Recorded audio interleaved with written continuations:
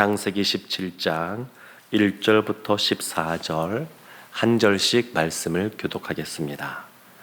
아브람이 99세 때에 여호와께서 아브람에게 나타나서 그에게 이르시되 나는 전능한 하나님이라. 너는 내 앞에서 행하여 완전하라. 내가 내 언약을 나와 너 사이에 두어 너를 크게 번성하게 하리라 하시니 아브람이 엎드렸더니 하나님이 또 그에게 말씀하여 이르시되 보라, 내 언약이 너와 함께 있으니 너는 여러 민족의 아버지가 될지라. 이제 후로는 내 이름을 아브람이라 하지 아니하고 아브라함이라 하리니 이는 내가 너를 여러 민족의 아버지가 되게 함이니라. 내가 너로 심히 번성하게 하리니 내가 내게서 민족들이 나게 하며 왕들이 내게로부터 나오리라. 내가 내 언약을 나와 너 및 내 대대 후손 사이에 세워서 영원한 언약을 삼고 너와 내 후손의 하나님이 되리라. 내가 너와 내 후손에게 내가 거류하는 이 땅 곧 가나안 온 땅을 주어 영원한 기업이 되게 하고 나는 그들의 하나님이 되리라. 하나님이 또 아브라함에게 이르시되 그런즉 너는 내 언약을 지키고 내 후손도 대대로 지키라. 너희 중 남자는 다 할례를 받으라. 이것이 나와 너희와 너희 후손 사이에 지킬 내 언약이니라. 너희는 포피를 베어라. 이것이 나와 너희 사이의 언약의 표징이니라.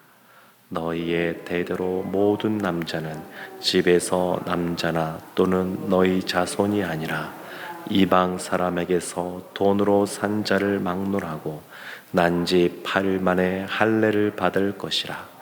너희 집에서 난 자든지 너희 돈으로 산 자든지 할례를 받아야 하리니 이에 내 언약이 너희 살에 있어 영원한 언약이 되려니와 할례를 받지 아니한 남자 곧 그 포피를 베지 아니한 자는 백성 중에서 끊어지리니 그가 내 언약을 배반하였음이니라. 아멘. 오늘 본문 말씀에는 아브라함의 이름을 하나님이 아브라함으로 바꾸시는 장면이 나옵니다. 아브람이라고 하는 그 말은 앞에 아브 이것이 아버지라는 뜻이고 뒤에 람 이것은 높이, 높다 그런 뜻이 있습니다. 그래서 아브람이란 뜻은 한 가정의 존귀한 그리고 고귀한 아버지 그런 뜻이 이 아브람이라는 그 이름의 뜻입니다. 근데 하나님이 이 아브람을 아브라함이라고 이름을 바꾸십니다. 이것은 많은 무리의 아버지, 열국의 아버지 그런 뜻입니다. 하나님이 아브람을 불렀을 때에 처음에 하신 말씀이 뭐냐면 밤하늘의 무별을 보아라. 그리고 바닷가에 있는 모래들 보아라. 얼마나 그 숫자가 많으냐. 셀 수 없이 많은데 너를 통하여 이와 같이 후손들이 나오게 될 것이다. 그렇게 약속하셨는데 그 이름 자체에 아브라함이란 이름 자체에 하나님이 너는 많은 무리의 아버지, 열국의 아버지 그렇게 될 것이다. 그와 같이 하나님이 그 이름을 통하여 다시 확인시켜 주고 계십니다. 그래서 하나님이 아브라함을 향하여 얼마나 큰 은혜를 베푸시는지 그것을 생각해 보게 됩니다. 오늘 말씀은 아브라함이 99세 때에 하나님이 말씀하시는 장면입니다. 이때가 언제냐면 하갈을 받아들이고 또 그 이스마엘 그 사건이 벌어지게 되는데 하갈을 받아들이고 나서 13년의 세월이 지난 다음입니다. 하나님이 75세에 아브라함을 부르시고 그를 통하여 하나님이 민족을 이루고 무수히 많은 후손들, 그 씨에 대한 복을 주겠다 말씀하셨는데, 사실 아브라함이 10년을 기다리지 못했습니다. 채 10년을 기다리지 못했습니다. 아무리 생각해도 자신도 나이가 많이 들고 아내인 사레도 나이가 많이 들고, 그러니까 이제 하나님께서 나를 통하여 이루시겠다는 그러한 비전, 그것을 인간적인 방법으로 해결하고자 합니다. 그것이 하갈을 받아들인 사건입니다. 어쩌면 하갈과 보내는 시간이 좋았을 수 있습니다. 그 시간이 즐거울 수 있었습니다. 그렇지만 그 시간 13년의 세월 동안 하나님이 아브라함에게 말씀하지 않으십니다. 인간적으로는 만족을 느끼고 그리고 행복감에 젖어 있을 수 있지 몰라도 하나님이 찾아오지 않으십니다. 노아가 방주를 만드는데 그가 120년의 세월을 인내했습니다. 근데 아브람은 그렇게까지 인내하지는 못했습니다. 어제 강사 목사님 이렇게 집회 전에 같이 저녁 식사하고 제가 여쭤봤습니다. 목사님, 참 이렇게 상상하기 어려운 그러한 어려운 일들을 어린 시절부터 겪으셨는데 여러 가지 트라우마도 많을 것 같고 내적인 상처도 지극히 많을 것 같은데 어떻게 보내셨습니까? 제가 여쭤보니 한마디였습니다. 견뎌야 돼요. 그러시더라고요. 참고 인내해야 됩니다. 하나님께서 그 목사님의 그 내적인 마음을 바꾸시고 인간적으로 보면 상처투성이의 모습으로 그냥 삐뚤게 갈 수밖에 없는 그러한 삶을 살 수밖에 없을 것 같은데, 근데 하나님이 붙잡아 주시고 바꾸시는데 참고 인내하고 견딜 수 있는 그런 마음을 주신 겁니다. 이 아브람도 믿음의 조상 아니겠습니까?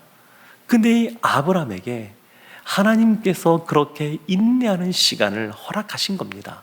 때로는 우리가 기도해도 공허한 메아리처럼 느끼고 마음이 기도는 하지만 마음에 확신이 없고 그리고 기쁨이 차오르지 않고 그렇단가 할지라도 하나님이 주신 약속의 말씀이 있으면 그 말씀은 반드시 이루어진다는 것을 믿고 견디는 시간들이 있어야 됩니다.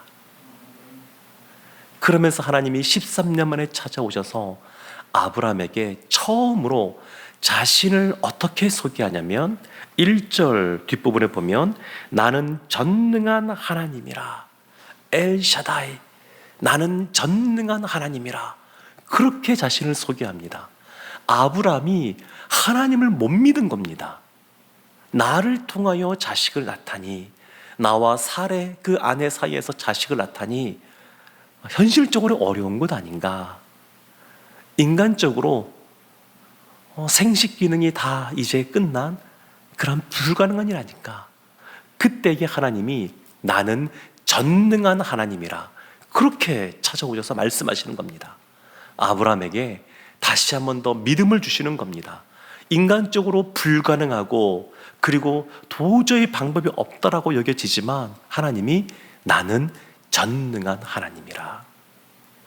그래서 아브라함에게 하시는 말씀이 나는 전능한 하나님이니까 1절 끝부분에 너는 내 앞에서 행하여 완전하라, 내 앞에 완전하게 행해라, 이렇게 말씀하십니다.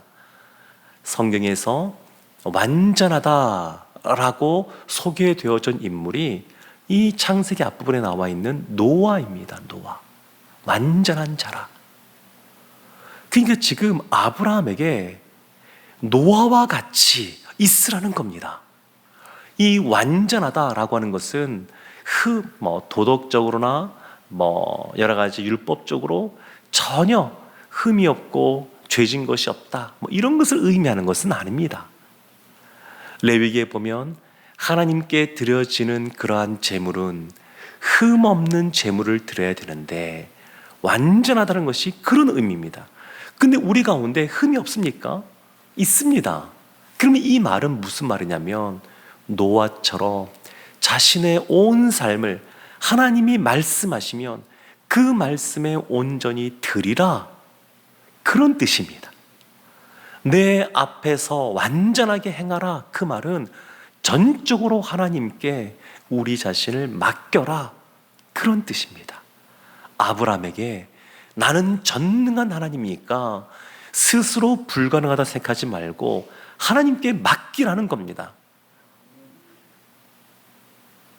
저도 목회하면서 의학적으로 불가능하다라고 하는 것, 그리고 더 이상 가망이 없다라고 하는 것, 그런 이야기를 들은 우리 교우들 중에서 하나님께서 극적으로 낫게 해주시는 그런 경험들을, 또 그런 것을 보게 되고 또 듣게 됩니다.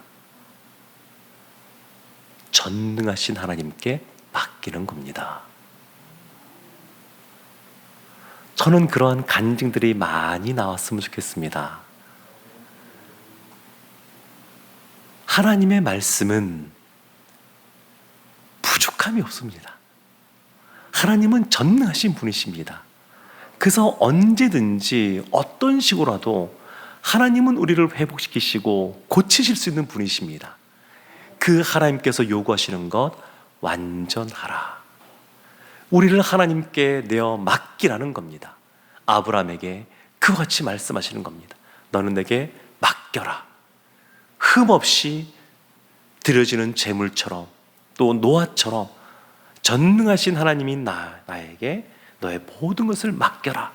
그러면 너가 아브라함, 모든 많은 무리의 아버지, 모든 믿는 자들의 그 믿음의 조상으로서 너가 있게 될 것이다, 그렇게 말씀하고 계십니다.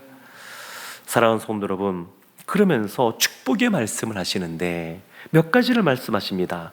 6절 말씀 보면 내가 너로 심히 번성하게 하겠다.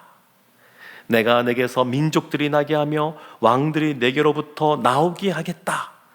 내가 내 언약을 나와 너 및 내 대대 후손 사이에 세워서 영원한 언약을 삼겠다. 그리고 너와 내 후손의 하나님이 되겠다. 내가 너와 내 후손에게 가나안 땅을 주겠다. 이렇게 약속하십니다. 하나님이 다시 한 번 더 그 언약, 아브라함과 맺었던 그 언약을 기억하게 하면서 내가 이와 같이 행하겠다, 이렇게 말씀하십니다. 그러면서 아브라함에게 이제 요구하시는 것이 있습니다. 하나님은 이렇게 행하겠다 말씀하시고 아브라함 너도 이와 같이 행해라 말씀하시는 것이 있는데 그것이 바로 할례입니다. 할례. 아브라함은 이제 이 나이 때 99세 때 이와 같이 할례를 받으라 이런 말씀을 들었지만 이제 이후에 태어나게 될 이삭부터는 태어난 지 8일 만에 그 남자의 생식기 앞에 있는 포피를 베는 겁니다. 8일이라고 하는 것은 하나님이 온 우주 만물을 창조하시는데 6일 동안 창조하시고 7일째 안식하셨습니다. 그리고 그 다음날 새롭게 시작하는 그 날이 8일째입니다. 예수님께서 부활하신 그 날이 8일째입니다. 그 8일째 포피를 베라라고 하는 것은 우리 가운데 있는 불결함을 제거하라 그런 뜻이고, 그 포피를 벤다라고 하는 것은 다시 원상복구가 되지 않는 것을 의미합니다.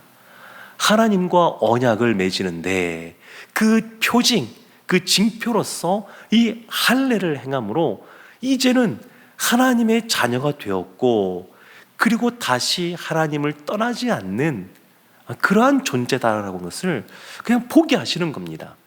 아브라함이 하나님의 언약의 말씀을 온전히 믿지 못하고 잊어버리니까 하나님이 날마다 그 베어진, 그 포피가 베어진 것을 보면서 하나님의 언약의 말씀을 기억하게 하시는 겁니다. 너는 아브라함이다. 너 지금 한 명도 너의 자녀가 없지만 너를 통하여 자녀가 태어나게 될 것이고 수많은 후손들이 너를 통하여 나오게 될 것이다. 그것을 보여주고 있는 겁니다.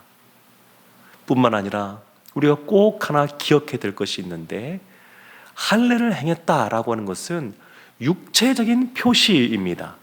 하나님이 이걸 통해서 이것만 행했다 그래서 하나님의 자녀가 되는 것이 아니라, 이걸 통해서 늘 하나님의 언약의 말씀을 기억하고 전능자 앞에서 완전히 행해야 되는 것처럼 마음의 할례를 행하는 것이 중요합니다. 육체의 할례를 행했다고 끝나는 것이 아니라 늘 우리의 마음속에 할례를 행하고, 그리고 오직 예수 그리스도만이 우리의 구원자 되심에 대하여, 그리고 우리가 하나님 앞에서 코람데오 하나님 앞에서 우리가 살아가는 존재임을 알고 힘써 살아가라고 말씀하고 있습니다. 그러면 우리가 하나님 앞에서 마음의 할례를 행하고 살아가면 하나님이 아브라함에게 약속하신 축복 우리에게도 주실 줄로 믿습니다. 이전에도 하나님이 우리 가운데 복으로 함께 하시는데 이후에는 더욱더 큰 복으로 함께 하실 줄로 믿습니다. 하나님 앞에, 전능하신 하나님 앞에 완전히 행하는 헌신의 삶을 살아가는 우리 모두가 되어서 아브라함이 받은 복 우리도 받아들이고 우리의 후손들도 받아 누리기를 주님의 이름으로 축원합니다. 아멘. 기도하겠습니다. 하나님, 전능하신 하나님으로 우리의 하나님 되어주셔서 감사를 드립니다. 전능하신 하나님을 믿고 하나님 앞에서 믿음으로 헌신의 삶을 살아가는 저희 모두가 되게 하여 주옵소서. 하나님이 우리에게, 우리의 후손들에게 복을 주시는 것을 경험하게 하여 주옵소서. 예수님의 이름으로 기도합니다. 아멘.